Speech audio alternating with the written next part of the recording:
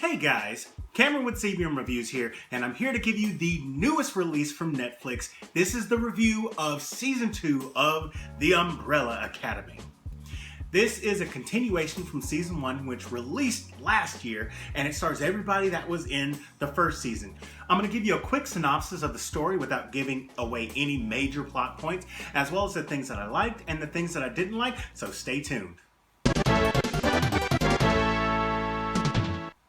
Before I continue, I just want to thank you very much for clicking on this video. It means a whole lot that you want to know what I think about this new season. Do me a quick favor though, if you can click that thumbs up button, it raises the visibility of this video as well as my channel. If you're interested in this sort of thing, as well as comic book movie reviews, whenever we finally get some new ones, click that subscribe button. And last but certainly not least, if you want to know as soon as something goes up on my channel, hit that notification bell. You'll know as soon as I post.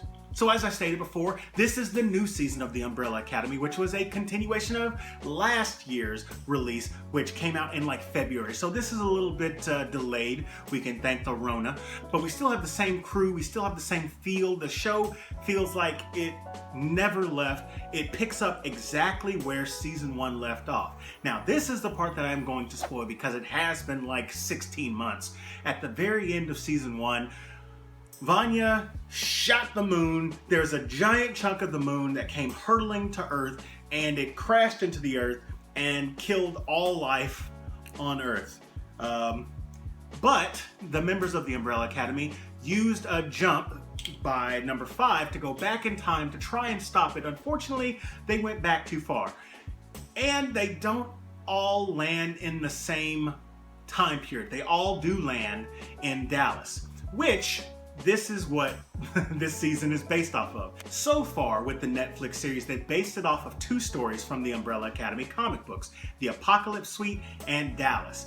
And yeah, this one is straight up Dallas. It takes place almost entirely within the city of Dallas, and it revolves around the Kennedy assassination.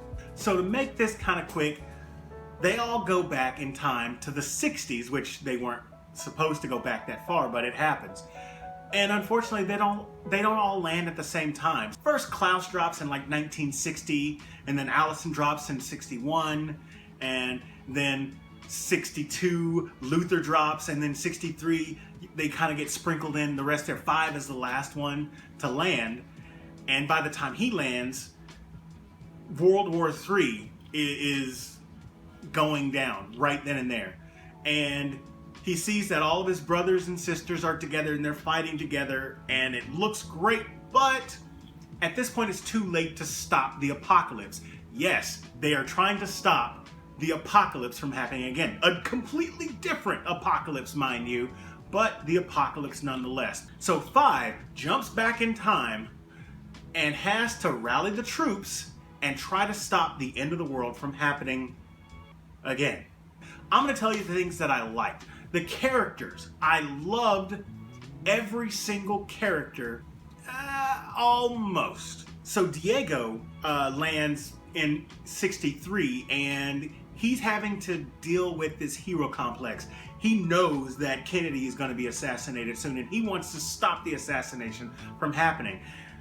And that causes problems, not only with the local police, but with the commission, who is still in commission. They're trying to stop any kind of anomalies, and there's a big one coming. Also, you've got Allison, who lands in 61. She's still suffering from the wound that she got from Vanya in season 1, but she meets somebody and she gets married, and it's kind of nice, but she's also fighting for civil rights, which is also nice. And then you've got Klaus, who was the first one to land. Of course, Ben lands with him. And he lands in 1960 and starts a cult. He denies that it's a cult. It's a cult. It walks like a cult. It talks like a cult. They like a cult. It's a cult. And you've also got a lot more Ben in this. Klaus has gone through a very long stretch of sobriety. And so because of that, we see a lot more Ben. And we get to see a lot more personality from Ben. And we also get to see him do some new things.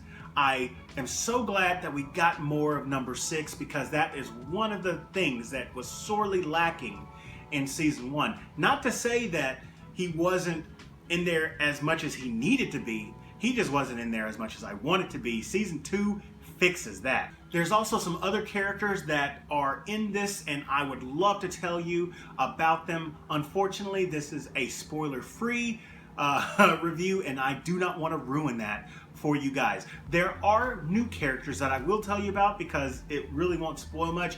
You've got the Swedes, who are working for the commission, and the Umbrella Academy are in the 60s, and they're not supposed to be in the 60s, and so because they're an anomaly, these 3, I don't know if they're triplets or if they're just brothers, they have to stop them. And I swear, they're like David Carradine and Guy Pearce knockoffs, but I really liked them. Even though they didn't talk much, it worked. It worked for me. But this is not a perfect show. This is not a perfect season. And one of the things that I didn't like, but it was just a personal thing for me, was Luther. He just seemed kind of dumb.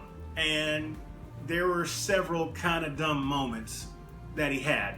I'm not saying that Tom Hopper did a bad portrayal of him. I'm just saying that he was far from my favorite as far as the characters were concerned. And there's also Carmichael, who was like the goldfish on the body.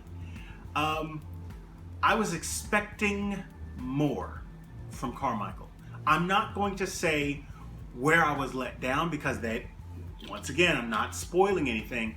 I just wish that there was more of Carmichael to the entire season. And even though we get a new season with a new location and a new time period, this feels like a wash, rinse, repeat from the first season. 5 goes back in time, and there's an apocalypse looming, and the gang has to get together to stop the apocalypse. And there's other things, and I'm not gonna say, but by golly, they're the same too. And I wish that they would have picked something different, something refreshing, instead of the wash, rinse, repeat. I'm still not going to end this on a sour note. This show is fun, and it's actually a whole lot shorter than I was expecting. Each episode's about 10 minutes shorter than each episode was in the last season, so I was able to watch every single episode relatively quickly. Although, like I said, some of it is very predictable. There are characters that I have not mentioned in this video that after you're watching them for a while, if you're paying attention and you're trying to connect dots, you're not going to be surprised. And I really like the element of surprise, and I got more of that in season 1 than I did in season 2. That's not taking away from some of the enjoyment, but I just wish it was a little less predictable in certain spots. But overall, I enjoyed this. I'm definitely looking forward to season 3. I don't know if they've announced season 3, but I definitely hope that they do, because I can't say. There's spoilers. But if you're interested in watching The Umbrella Academy, I highly suggest that you watch it ASAP. It's a lot of fun, and you can knock it out. It's only 10 episodes. They're not super long. But you have to watch season 1 first. Fortunately, that's only 10 episodes long as well, so it won't take you too long. So get on those. You'll definitely enjoy yourself. So that's my review of The Umbrella Academy Season 2. Let me know what you thought about it in the comment section down below. If you enjoyed this video, hit that like button, and if you're new here, subscribe to the channel. Share this with your friends, and as always, this is Cameron with CBM Reviews. We'll see you next time.